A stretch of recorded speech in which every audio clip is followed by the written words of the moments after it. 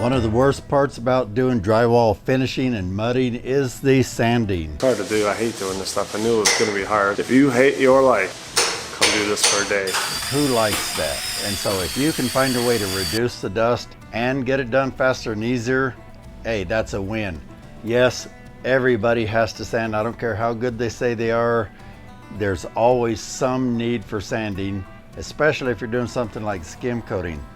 I'm going to tell you all about this new drywall sander we're going to check out right after this.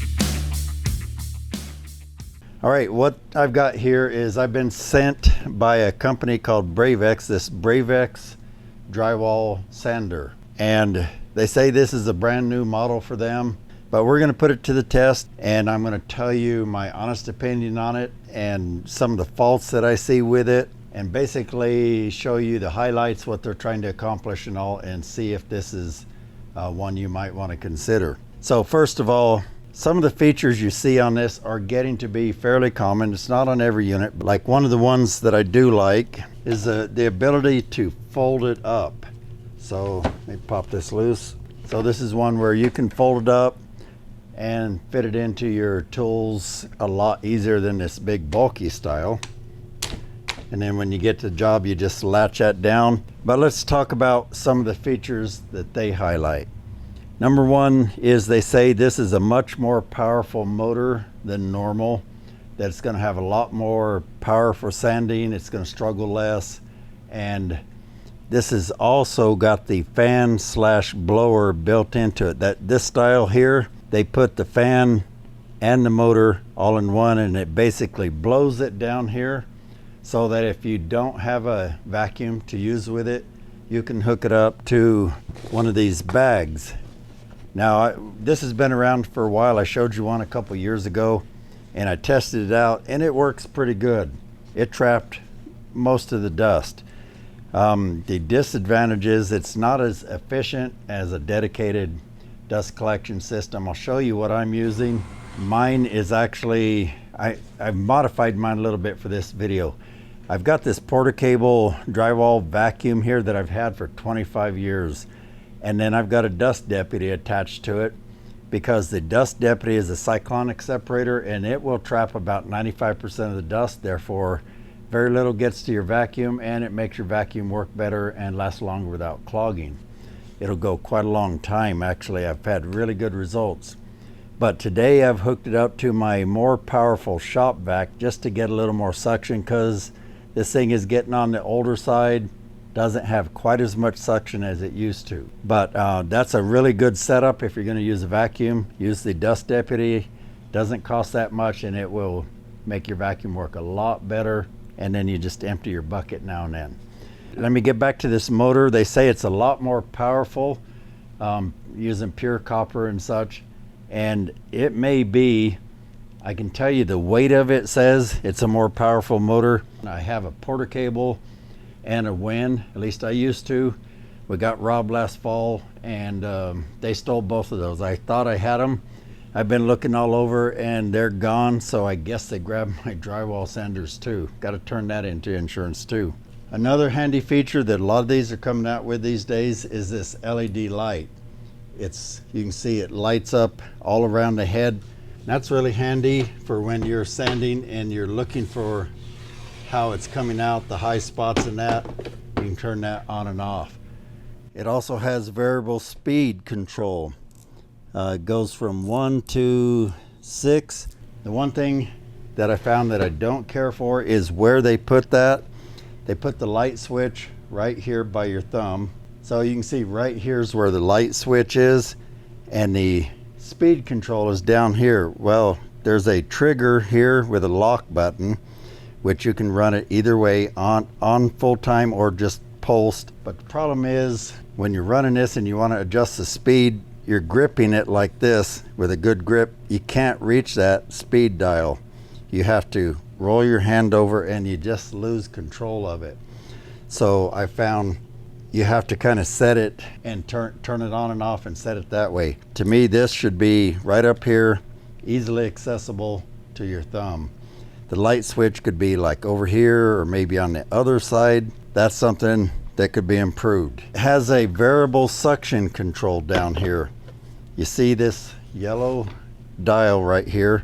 That yellow dial controls how much suction it has. So if you find that it's sticking to the surface too much and sucking down to the surface too hard, you can loosen it up a little bit. It has a full swivel head. It only goes about 90, but to me that's far enough. One of the other features it has is this head right here. It's a different design. This has this hard plastic edge instead of the brushed edge. Has these slots in it that should allow the air to come in and help draw the dust away. It has an outer perimeter to draw the dust and the holes right here. And these silver shiny things, those are ball bearings. Now personally, I don't think they're going to make any difference, partly because if I push on them, they push back in completely, and I can push them below the surface really easily. So I can't imagine that that's going to make any difference in how smooth it rolls. I think if it was going to make a difference, the springs need to be a little stronger, and then I'd be concerned if it wouldn't leave little mark, especially if you're sanding something soft like USG plus 3. But it's there. Now another thing I'll point out is this. I noticed when I just stuck one of my old discs on there to see, and that's a standard disc, and I noticed that when you do that, it covers up everything. It actually overlaps this outer edge a little bit. So I looked in the manual. It says uses 8.5-inch disc, but you can use 9. Well, 9 is the standard. This is a 9-inch disc. To me, that doesn't look like that's going to work at all.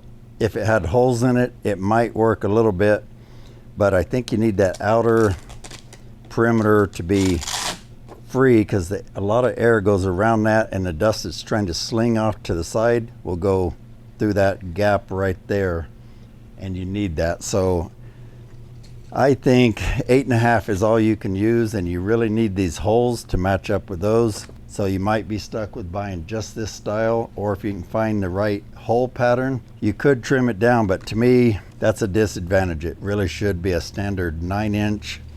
I've got lots and lots of drywall sanding discs, you can see here, because I used to do this all the time. And a lot of them have different hole patterns like that one. Most of the time those holes don't really matter. I think on this one it might more. But they do give you a nice stack of, kind of like you see here. There's a decent variety. That's going to get you by for quite a while. If you do this every day, that would even last you like a month or so if you know how to run it without tearing it up. If you do this once in a while, that'd last you a good year or more. Okay, another design feature of this is, and again, this is getting to be kind of common, but not all of them do it, is the extendable handle. You loosen this enough and you can pull this out somewhere around there, and then it just pops out, so you can't go too far, but it's no big deal. So that's convenient for reaching higher ceilings. Okay, it claims to have a 99% dust extraction. We're gonna kind of get a feel for that. I put this board here because it will show dust that lands on it easier. We'll sand this over the board. If anything's getting through past the side here, you'll see some of it accumulate here. This also comes with a 3-year warranty, and it claims that they claim that because of the design, this has a 2,000 hour life expectancy versus some that have 50 to 80 hour life expectancy, and that's using some test called an FFU test, which I'm not real familiar with. And it has this 26-foot power cord, which is definitely a bonus. Now, if you're sanding with the bag, it's got the short cord, or the short hose, which is right here. I've got it hooked up to my shop vac hose. This is my old drywall sander hose. You can see kind of where it changes here. So it's only about 6 feet long, but it will hook up to a small hose, and I think you could adapt it to a big one. that's the preferred way, but if you want to use the bag, the shorter style is probably a little bit better, but I think to me it'd be better to have about a 12-foot vacuum hose, even if you use the bag, so that you don't have to drag it so much.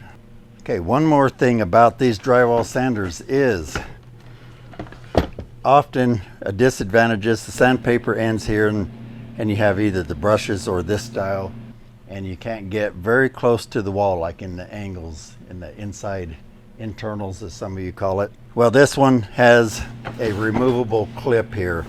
You basically just give it a snap, it snaps off. Now you can see where that's going to be able to get in much closer. Okay, I'm going to put some 240 on here. I got a little bit of mud spread here. It's not going to sand for very long, but we can sand it a little bit and get a feel for it.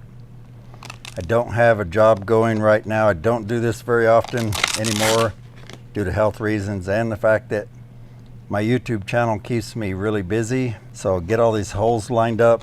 Now I'll give you some pointers, because running these can baffle a lot of people, get you thinking it's not working right.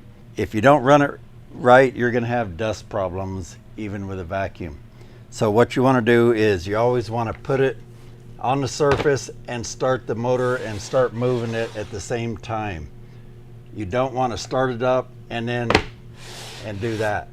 If you do start it up and put it on there, you want to hit it moving, so because if you just put it on there for even a second or so, you can cut a big circular divot in it, basically. And I've heard people say, oh, this thing just cuts circular divots on others I was reading about. Well, yeah, if you run it wrong, they will. It's a circular sander. It's not a random orbit. Start it and start moving it right away. When you stop it while you're moving. Don't stop and then turn the switch off, because again, you'll cut a divot. And don't stop by pulling it away and turning the switch off, because it hasn't finished sucking all that dust off there. It will sling dust everywhere, and yeah, you'll think it's not working. Also, when you pull it off the wall, almost always you want to pull it off the wall or the ceiling and keep the head facing up. And then if you are trying to minimize the dust, which is the point of this, store it. Say if you're still using it, just keep this facing up, set it on the ground like that where it doesn't tip over, because there's still going to be dust in there. It's kind of how this works. It needs to be against the wall to have the proper airflow. So once you pull it away, just turn it up. If you want to store it or don't want that dust in there, just take it over to the trash can, then tip it over, kind of shake it out, the dust will come out. Pretty much guarantee that they all do that. So let's fire this thing up, use it a little bit, and see how it works. We're going to do it on 240 grit and slow speed. Ready.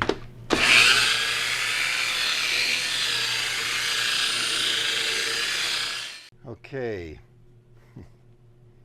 For some reason, I'm seeing an awful lot of dust getting by, and that's because I screwed up again. My God, Priscilla, got your head up.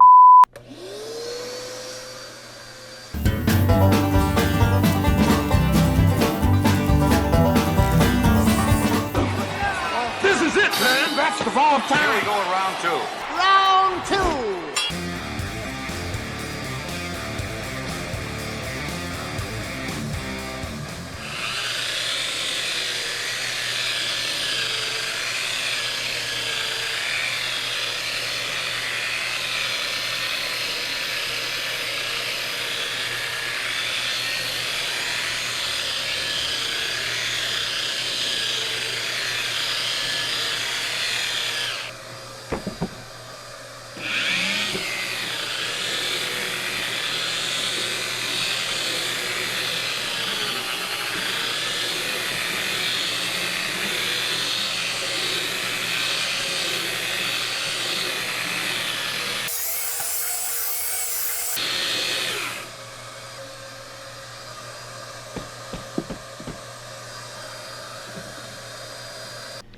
Okay, I had my head up somewhere dark and stinky, I guess, when I started off. I'm paying too much attention to multiple cameras and all this, and I didn't even hook up the vacuum hose, much less I didn't turn on the vacuum.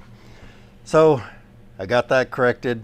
cleaned up the mess I made over here, resanded it as you saw, but by then I'd already used up a fair amount of the mud, so I went and found this other piece that has mud all over here and it's hot mud. Sanded the heck out of that, and you can see very little dust got past it, so that was working much better this time. And then I showed you how you can tilt it over and dump it out, and it'll still come out like that. Again, that's normal. That's what I said. So was it any easier to roll or push? I don't think I could tell any difference in that. Yeah, it just, the ball bearings aren't really doing much. This still drags. You know, this spinning takes away a lot of the friction to me once it's spinning, so it felt pretty normal. It seemed to have plenty of power. Now I'm going to do one more test. It says it's got a really strong motor, so I'm going to speed it up about halfway and just bury into this and see if I can bog it down.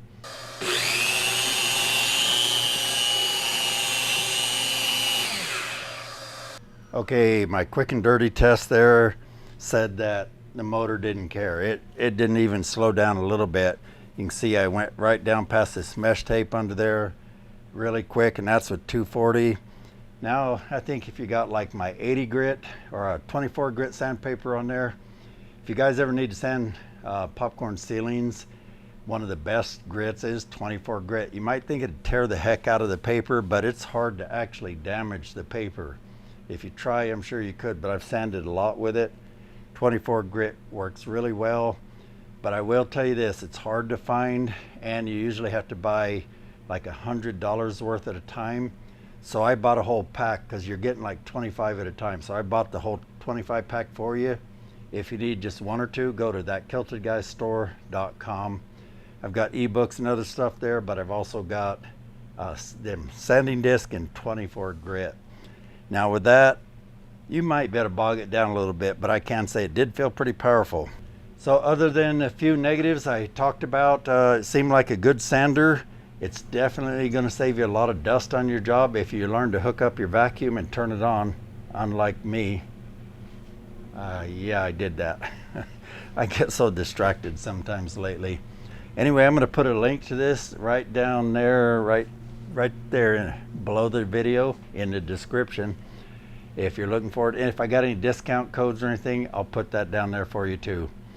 As always, thanks for stopping by. I hope this helped you out. Leave me a comment, thumbs up, all that good stuff, and give me a fresh little mint. Send it in the mail.